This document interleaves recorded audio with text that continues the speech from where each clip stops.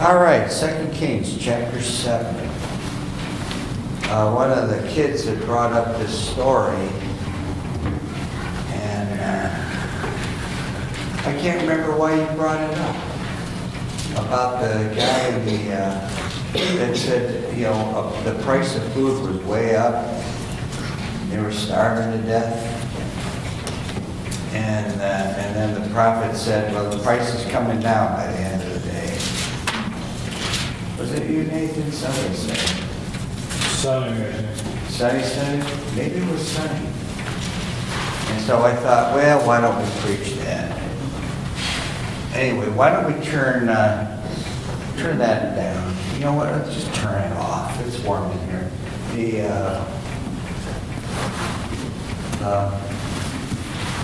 insulation is really good.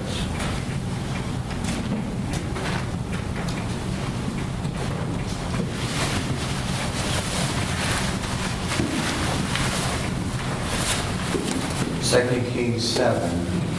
All right, the decision, King said, what are we hanging on to the signs for? So 6 of them went on Wednesday night. 1 took 3, somebody else took 3. So the decision is to, let's get them out of the church. And so who's on fire for the Lord right now in Cleveland? Ukrainian church. Now, for more than one reason. There's more than one reason. And because something had happened here, that somebody had given the church money to get more of the billboards up. It's not enough to get a billboard up. It's not enough money to do that. But for this individual, that was a lot of money. More than I ever expected. There's a lot of money that came in for a certain individual. And so if they're that excited, and things are coming in. We plan to go over there tomorrow with all these signs. What's left? There's 39, I think, back there. I thought there was less than 25, but we're going to take them over and see if they want them. And so on. Anyway, there is a story we will read.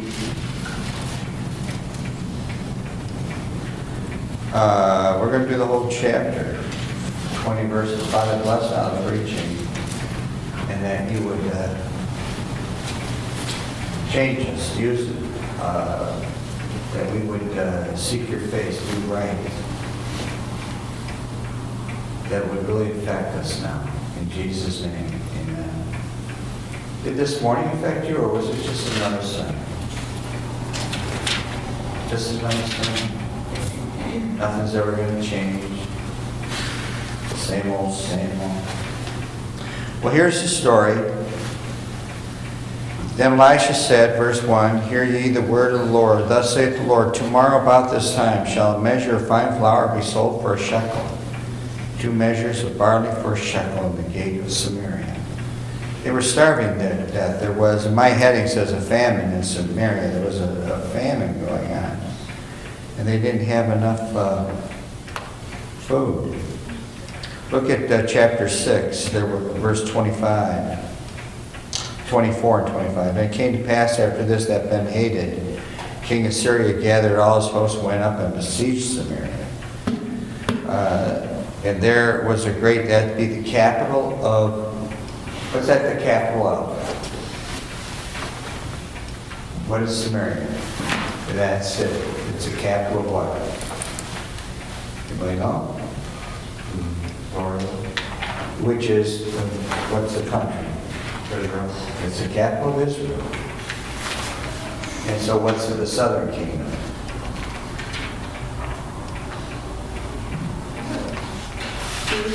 The capital is Jerusalem, but the country is Judah. No, it broke away. 2 tribes, Judah and Benjamin, and then 10 tribes. But Israel and Samaria. Sorry. Today's Israel. And so they besieged Samaria, and there was a great famine in Samaria, and behold, they besieged it until an ass's head was sold for 80 pieces of silver, and the 1/4 part of a cab of dove's dung for 5 pieces of silver. Now, I don't know why you'd want to buy that, but and would you want to be buying an ass's head and eating that? I mean, and they were paying top dollar. So Elisha the prophet comes along and says, well, by this time tomorrow, 24 hours later, a measure of flour will be sold for a shekel, and 2 measures of barley for a shekel in the gate of Samaria. The prices are going to fall. So with the gas prices are going up, probably in Ukraine, the food prices, there's going to be shortages everywhere. Things are going to go up. I mean, they're dropping bombs over there. Whether who's right or who's wrong, it doesn't matter. There's people being killed, and they're just trying to survive, and so on. And Ukraine, I believe, supplies 40% or 30% of the world's wheat. That's all right, later on. They supply a lot of wheat. It's the breadbasket of Europe. In World War II, with all the fighting going on, Germany was starving to death. Everybody was. People were dying. It just was a mess. By the way, anybody know who saved Russia in the 1930s? Maybe in the 1920s? Anybody know who saved Russia? Which president? There's a special on that. Russia was falling. You don't know the history? The only reason I know the history is I saw a special on it. Herbert Hoover, the one who they claimed responsible for the big crash, the 29 crash, because he didn't do anything. He saved Russia. He was a humanitarian and sent food. Otherwise, Russia would have collapsed. They were starving to death. Russia would have collapsed, and it would have. We would have never had the Cold War. None of that would have been going on. Russia would have probably changed governments again, and probably went back to a czar. Who knows what would have happened? But he actually saved Russia. But he's the longest-running president to be active after his presidency. I'm pretty sure it's Hoover. Herbert Hoover. Anyway, then the Lord on whose hand the king leaned, verse 2, answered the man of God and said, behold, if the Lord would make windows in heaven, might this thing be? He was very doubtful. How can this be? And he said, Elisha said to this Lord, notice it's a lowercase l, for the Lord, might this thing be? And he said, behold, thou shalt see it with thine eyes, but shalt not eat thereof. You're not going to enjoy this feast. You're doubting Thomas, you're not going to enjoy it. So let's get started. We already prayed. We know the story of what's going to happen. They're being besieged. You already should know this. We preached this 2 or 3 times. Does anybody have the outline in their Bible or no? Or don't we do that? Anybody ever write these things down? No? It's all right. Anybody ever hear this before? Remember this? If you do, please raise your hand. The title is 4 Leprous Preachers. No one remembers. No one remembers. That's okay. Well, you get to hear it again. And there were 4 leprous men at the entering into the gate. And they said one to another, why sit we here until we die? You know, they're starving to death. They have leprosy. And they're on the verge of death. Why sit we here and die? So if we liken these 4 leprous men as to the church, or as to preachers, we'll say, we'll include all of us here. I mean, there's just a handful of us here tonight. It shows one thing, that you and I, we are undermanned. It begins that way. We are 4 of us against an army of the, who's the army that we read? The king, Ben-Hadad, king of Syria, the Syrians. There's only 4 of us out there willing to do something. Only 4 people. They don't even know what they're doing. 4 of us. And so there's 39 of those signs out there. Tanya said, what are we hanging on to them for? Let's get them over to a place that is excited about. We can pass them out and let that church pass them out and see what's going to happen. If they don't take it, there's other options I have.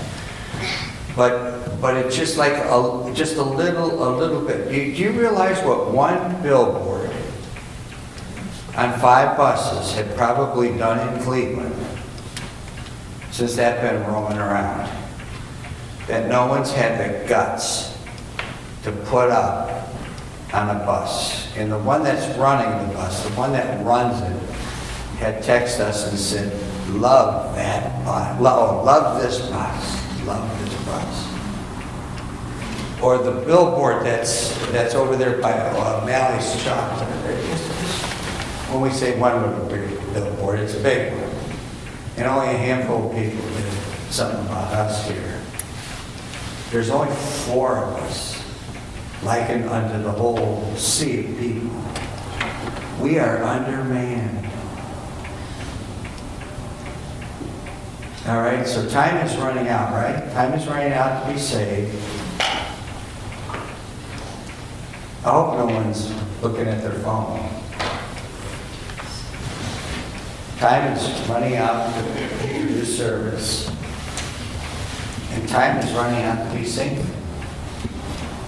Time's running out. All I ask, I can't run the computers. I can't run them. I don't want to. I don't think I should have to. All I ask is you take your skill,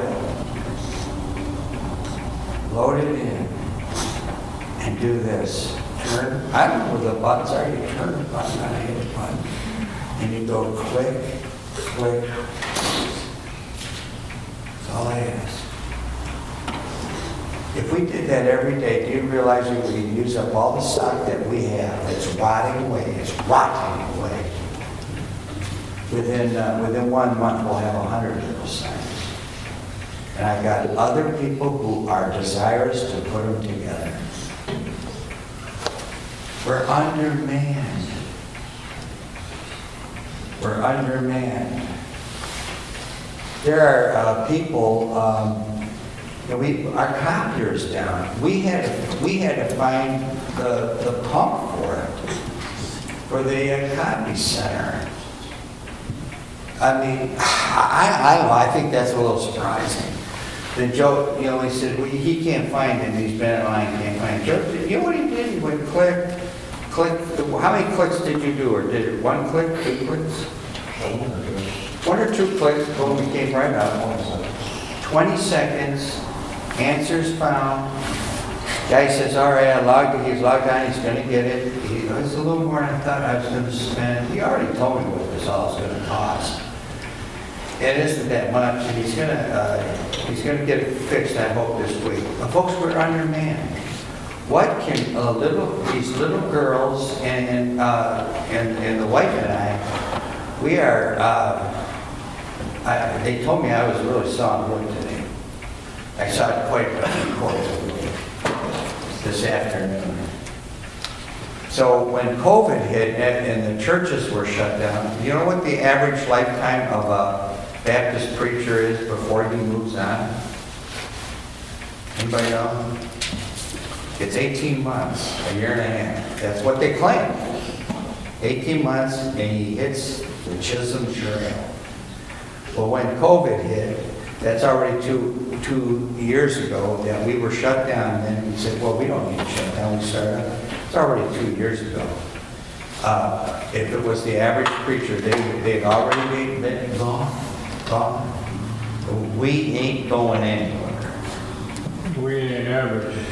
We ain't average. We ain't average. But that doesn't mean myself personally, I might, who knows? I am getting tired. I really hurt myself yesterday on that lathe. I made a big boo-boo, and I'm very conscious of these boo-boos. I made a boo-boo, I slipped up and I hit the jaws on a 3-jaw chuck that doesn't belong on a wood lathe, but I hit it, and I hit myself hard. Folks, we're undermanned. There's only a few of us. There's 4, like it says here, there's only 4 of them. And they're leprous, chock full of disease. Not only are we undermanned, but folks, is a leprous person wanted? Nobody wants that. We are unwanted. They are looking for, boy, if I can only find a Baptist preacher. I'm looking for a Baptist preacher. Do you know where there's a Baptist preacher? No one's looking for me. No one's looking for you. You are unwanted. We are undermanned, and you are unwanted. You are like the plague. Now, every time they see you, here comes that Jesus freak. And you know what they say at a family gathering? And we know this for a fact. They have their little family meeting before you come to the family gathering. And they say, whatever you do, don't mention that Jesus thing. Because if they mention the Jesus thing, the floodgates open. And they get the conversation that they don't want. And usually one of the family members that's already clued in on the end slips up and says the wrong thing, opening the gates for Aunt Martha or whoever it is to start shooting her mouth off. Folks, we are unwanted. They can't wait till we go home. Here's your coat and your keys. We'll see you later. Unwanted. Unwanted. Jesus says, men ruin many a get-togethers. Unwanted. These men are just wandering around, unwanted. They're not welcome in the camp. They are sick. They have leprosy. They are undermanned and they are unwanted. In verse 3 also, the entering into the gate, they said one to another, why sit we here until we die? Did anybody know their name? There are times I forget your name. I must be getting Alzheimer's. Does anybody know your name? Out there? And do they care? They don't know your name, and they don't care. You are unknown. And there are verses, specifically John chapter 7. Remember they said, Jesus, why don't you go up to the temple, to the feast, and why don't you display yourself? And he said, my time is not yet. He said, but it's your time now. You go up. Jesus didn't go around broadcasting any of that. All that broadcasting stuff that goes on is ungodliness.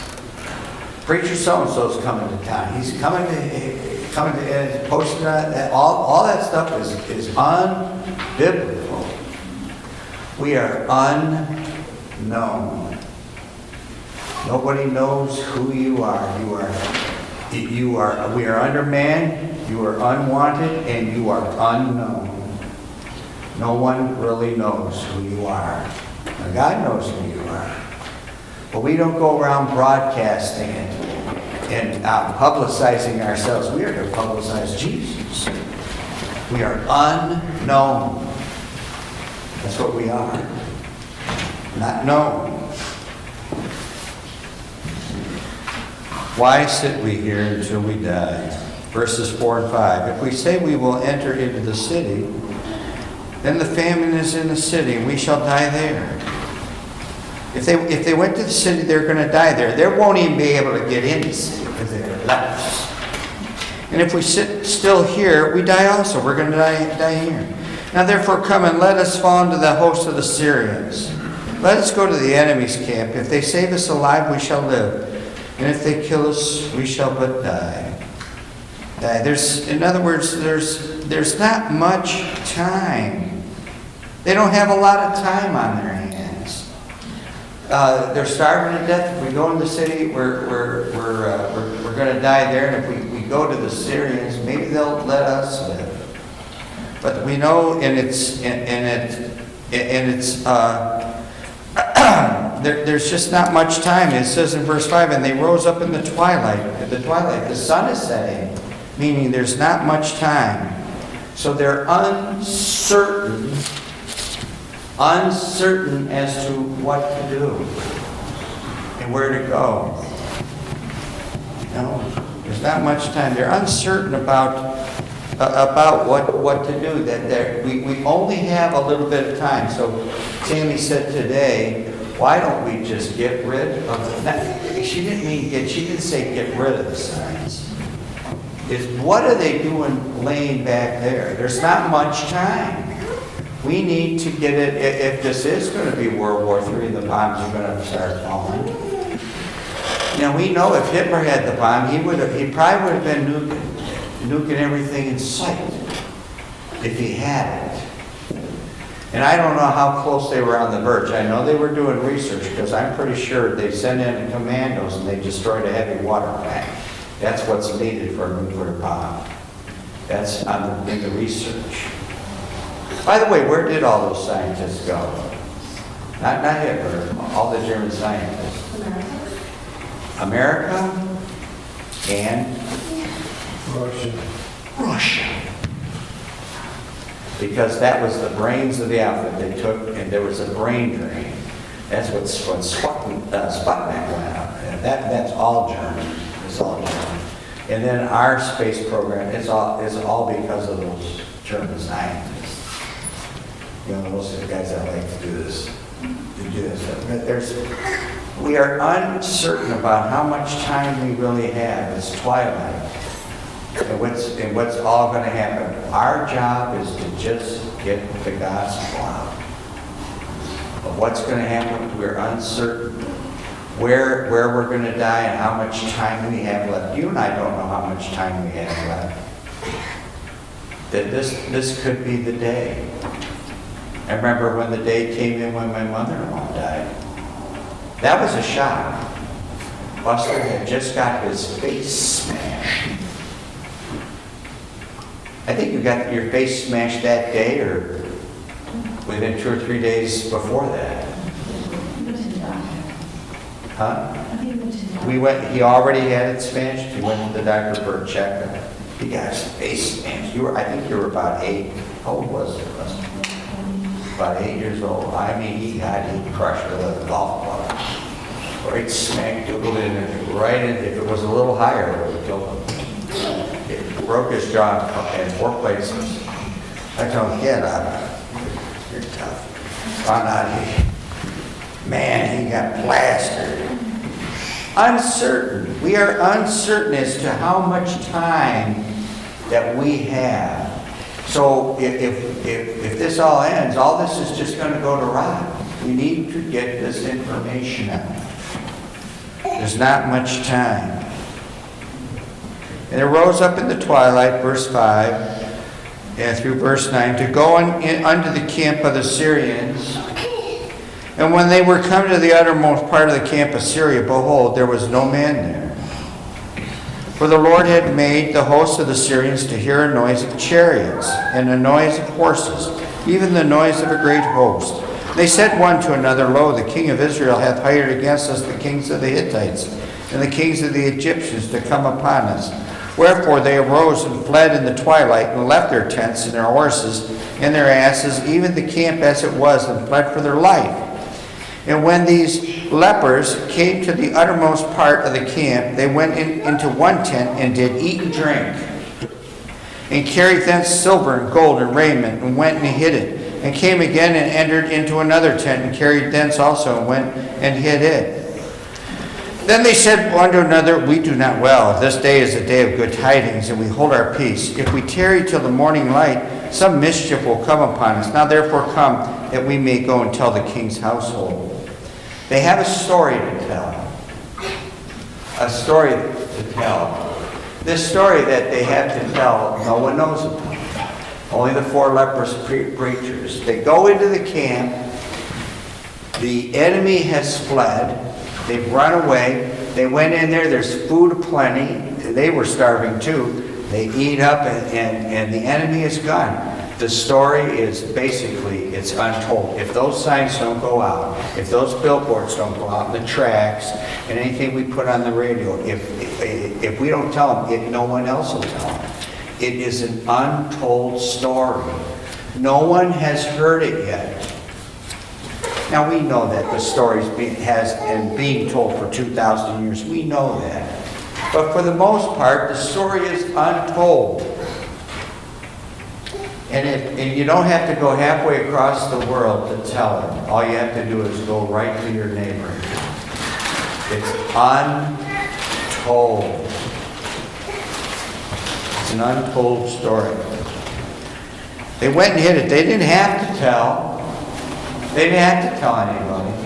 But basically, it's an untold story. Verses 10 and 11. So they came and called unto the porter of the city, and they told them, saying, We came to the camp of the Syrians. And behold, there was no man there, neither voice of man, but horses tied, asses tied, and the tents as they were. And he called the porters, and they told it to the king's house within.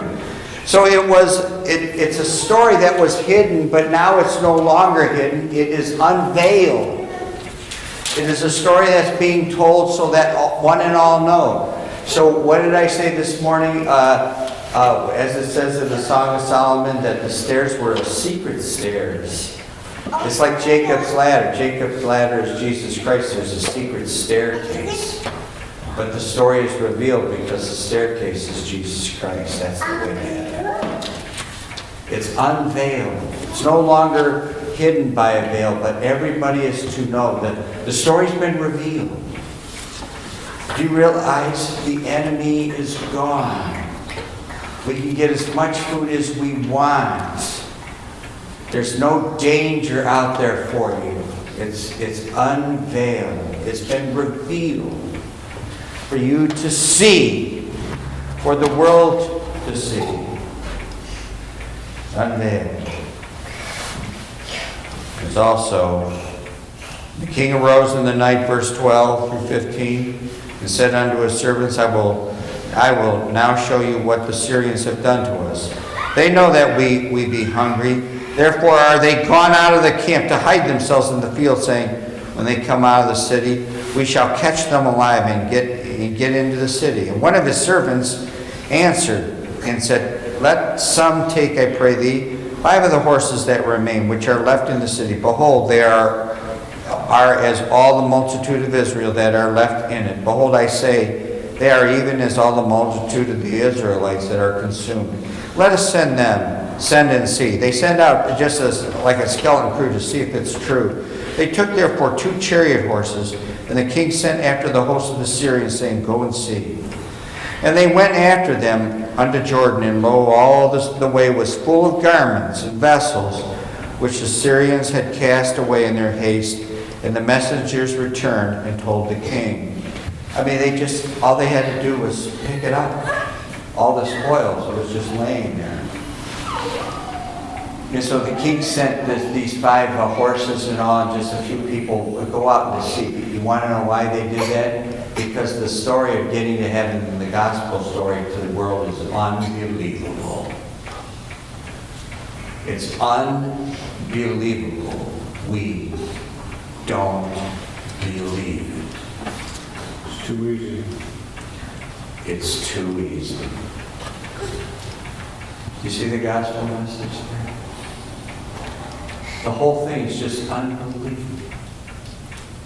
I can't believe it. In fact, you got to be pretty stupid to believe that. The Syrians are lying in wait. They're waiting for us to come out where they're going to ambush us. It's all unbelievable. Unbelievable. But in verse 16, it says, and the people went out and spoiled the tents of the Syrians So a measure of fine flour was sold for a shekel, 2 measures of barley for a shekel, according to the word of the Lord. It said the people, it didn't say only this person or that person or her, maybe him. It wasn't selective. It was everybody could go out there and get it. Everybody could go and collect the food. Everybody could collect the garments. Everybody could partake in it. Because the gospel message is unconditional. Unconditional. It is accepted for one and for all. Unconditional. 2 Kings 7. You're just in time for the last point, which is okay. It's unconditional. It's open for who? Whosoever will. Whosoever will call upon the name of the Lord shall be saved. It's unconditional. Now, what was the prediction of the Lord that said, how can, if a window was opened in heaven and God showered these blessings, how can this be? What happened to him? Anybody remember what happened to him? He didn't partake in it. I believe he's trampled. We'll read it. I think he's trampled in the gate. Those that don't believe. What's the last UN word? You don't believe. It's on what? No? What? No? Unforgivable. Unforgivable. He didn't believe. He will burn in hell forever. It was unforgivable. And the king appointed the Lord on whose hand he leaned to have the charge, verse 17, of the gate. And the people trode upon him in the gate. He was trampled to death, and he died, as the man of God had said, who spake when the king came down to him. And it came to pass, as the man of God had spoken to the king, saying, 2 measures of barley for a shekel, and a measure of fine flour for a shekel shall be tomorrow about this time in the gate of Samaria. And that Lord answered the man of God and said, Now behold, if the Lord should make windows in heaven, might such a thing be? And he said, Behold, thou shalt see it with thine eyes, but shalt not eat thereof. And so it fell out unto him, for the people trode upon him in the gate, and he died. Some people just will not believe. And those that do not believe in Jesus Christ, it is unforgivable. See, this story is all over. Probably almost every place you turn. The 4 leprous preachers were undermanned, unwanted, were unknown. It's uncertain. It's untold. It's untold. The story is unveiled. It's unbelievable. Participating is unconditional. But if you don't, and you don't believe it, it's unforgivable. Shake hands before leaving.